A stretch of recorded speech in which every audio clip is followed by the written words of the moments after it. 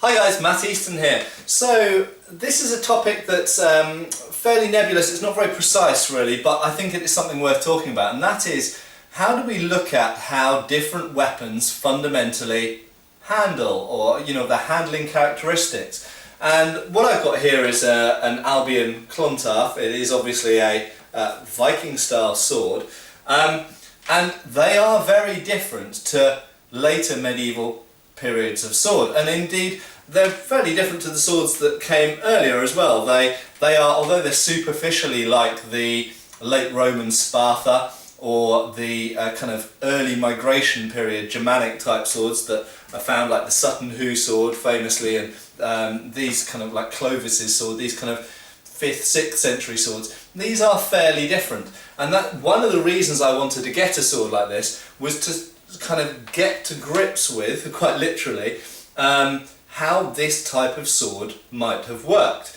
Now the first thing to say at the very beginning is that not all swords in history were used by themselves. Now whilst there are obviously situations where someone grabbed whatever weapon was to hand and used it to its best advantage, to the best way that they could, generally speaking some weapons are supposed to be used with other things. So, whilst the rapier, for example, was used by itself quite a lot, it was predominantly used with a dagger. Equally, for much of the Middle Ages, the one-handed arming sword, whilst again it was used by itself some of the time, it was very widely and perhaps even predominantly used with a buckler. Similarly, the Viking era, or indeed the earlier Germanic type of Sparta type sword, was predominantly used with a shield, and in fact for most of the period with a boss-held shield where you grip it in the centre, a bit like a giant buckler. So they are intended very clearly. I mean, we don't know technical details really, we don't have any treatises from that period, we don't have any fencing treatises from before around 1300 AD, the I-33, a sword and buckler fencing source.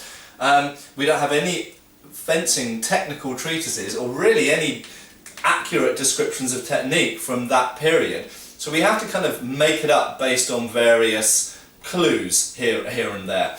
But we do know absolutely from pictorial evidence, in other words from art, but also from texts, the Viking sagas and various Anglo-Saxon texts and Frankish texts and German texts from that period, that predominantly every weapon in that period, be it a sword, an axe or a spear, and of course the spear was the predominant weapon, was the most common weapon, and even the weapon used in preference, even if someone had a sword, the spear would usually be their primary weapon. We know that all of those weapons were used with a shield, and predominantly this type of shield. So very clearly, if you're using whatever weapon, whether it's a spear or an axe or a sword, with this object, this other object all the time, the fencing system that you develop to use it with is going to be very dependent on what you're doing with this shield. So you could argue, in fact, in a sense, that in that period, and you could say in the Roman period and going all the way back, in fact you could say that the primary weapon was actually really the shield. And it is a weapon, it's not a piece of armour, it is something that is actively used in the martial arts system of the period.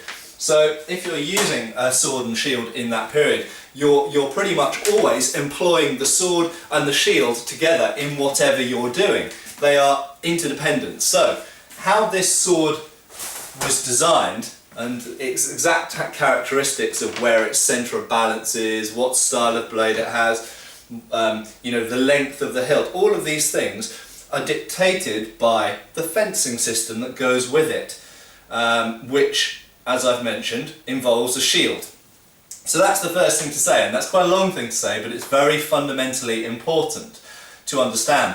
It's not a simple matter of lining up 10 different swords from different parts of the world or different periods and picking them up by themselves and wiggling them around and going, this was used like X or this was used like Y. It's not as simple as that, because quite simply one sword might be intended to be used by itself.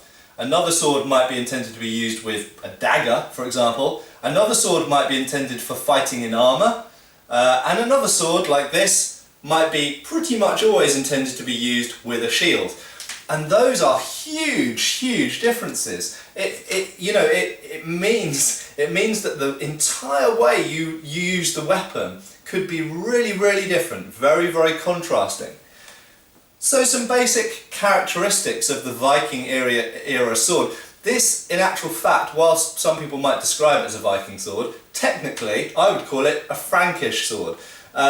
There is a fair amount of evidence that this type of sword, and if I just show you close up with that style of hilt, is actually a Frankish type. And whilst of course they do turn up in Scandinavia, you have to remember also that Frankish and Anglo-Saxon coins turn up in Scandinavia, not because they were made there, not because they were Scandinavian, but because of the Vikings, because the Vikings took stuff and took it back to Scandinavia, including, incidentally, slaves. And a lot of people talking about Vikings forget that fundamentally one of the things that made Scandinavia very powerful and very rich, at least initially, was slaves. Okay, and in Ireland, for example, out of Dublin, huge numbers of Irish people were sold into slavery and taken out of Ireland and taken to Scandinavia, where they were slaves. Okay, so slavery is what built a lot of Viking power.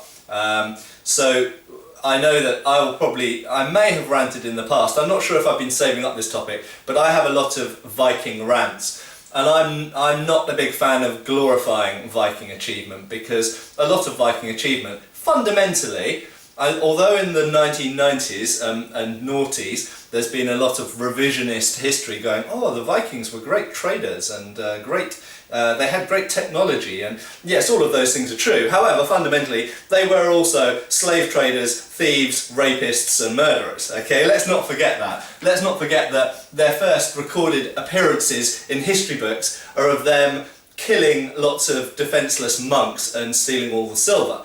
Let's not forget that they were basically pirates. They were bandits. They weren't nice guys. They weren't Marvel's version of Thor. Anyway, I will stop the rant there. I'll have that rant another day. So this is a Frankish type of sword, and we have to remember when we talk about Viking era combat, we're not only talking about the Vikings. Actually, predominantly, and in terms of population, remember, because Scandinavia had a fairly small population, we're predominantly actually talking about Anglo-Saxons, Franks, Longobards, and various Germans, Saxons and Alemanni and all of those others. Okay, so we're talking about actually a variety of European people who lived in Europe at the same time and interacted in various ways.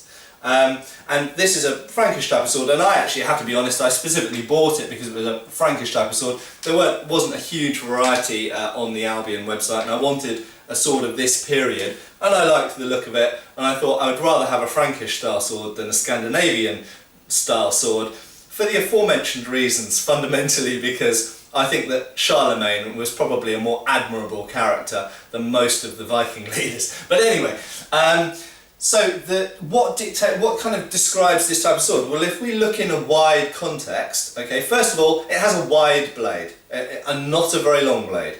Usually their blades are between about 27 and 30 inches long. That is up to about, I think about 80 centimetres. So we're talking about, usually most examples found archaeologically are between about 70, 75 centimetres and 80, the extreme 85 centimetres, okay?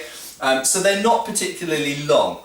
However, they are actually relatively heavy for their size. That's an interesting factor. If you look at Roman swords, for example, Roman swords tend to be very light. And in the Viking era, in fact, swords, generally speaking, got slightly bigger, slightly beefier than they had been in the earlier kind of migration era, where they were using kind of a development of or an evolution of the Sparta.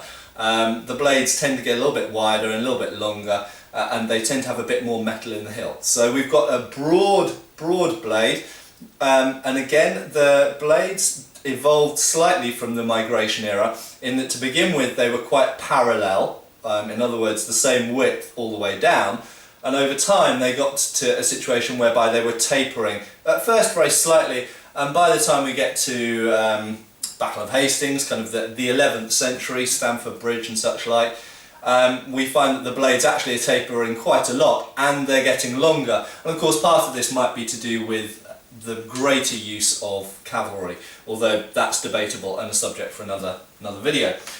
The next thing to note, which is really characteristic of Viking era swords, is that the hilts, so I'm going to hold it in hammer fist for the purposes of this video largely, the hilts are confined.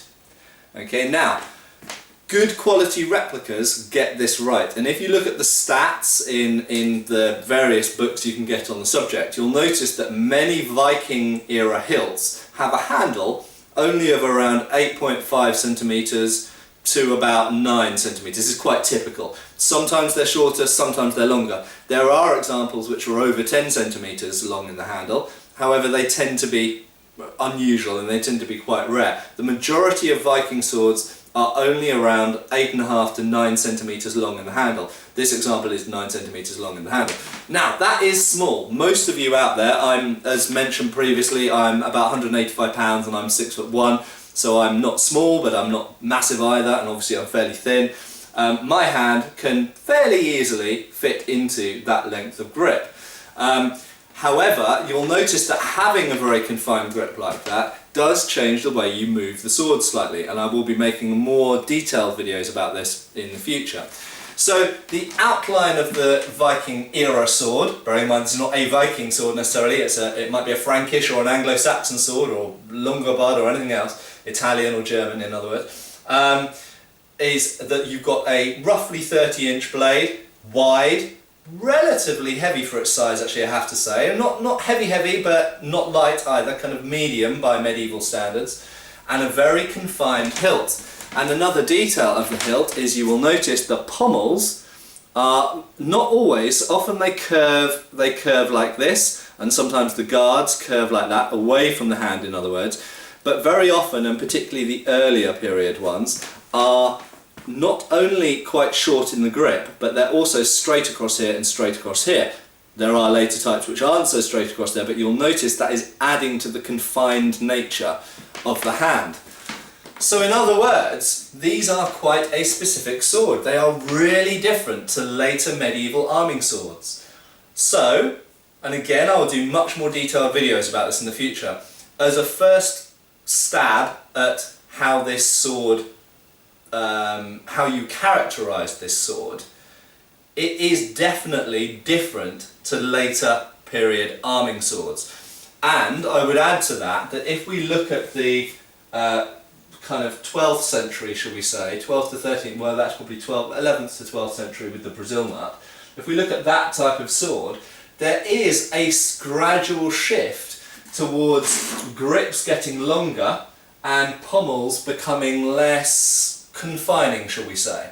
So in actual fact the Brazil nut pommel, as shown here on the Deltin St Maurice sword, is actually a sort of development from the Viking era pommel, and eventually of course circular wheel pommels became predominant, and then towards the end of the medieval period even scent stopper pommels as well. But these types of pommel very clearly interact with the hand in a far more intrusive way, or far more specific way, that affects the way you can use the sword reasonably and comfortably than later period pommels, and I will talk in far more depth about this in the future. So to go back to the beginning, so I realise I haven't made any great specific points in this video, other than this is a kind of an introduction to this topic, because this is a topic I'll be visiting a lot in the future, because it's one that interests me a lot now. So I got this sword specifically so that I could start experimenting with how this sort of sword might work, okay? And that one of the first steps, if you pick up any sword, is to first of all look at what context it was used in. Was it used with a shield? Was it used in armour? Was it used predominantly for thrusting or predominantly for cutting? These sort of basic big picture things. Next up, look at its statistics. How wide is it? How long is it? How heavy is it? Where does it balance? That's another thing I should have mentioned a little bit earlier. Viking era swords balance quite far from the hand very often. Okay, that's also important, and I'll revisit that point.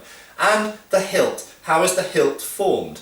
What kind of hand protection does it have? or not have in this case.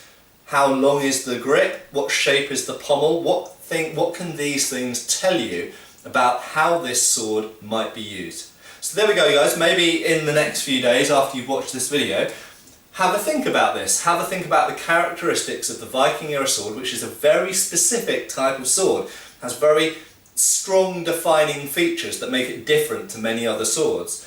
Why are those features like that? Okay, have a think about it, and we'll revisit this issue in a few days. Take care, guys.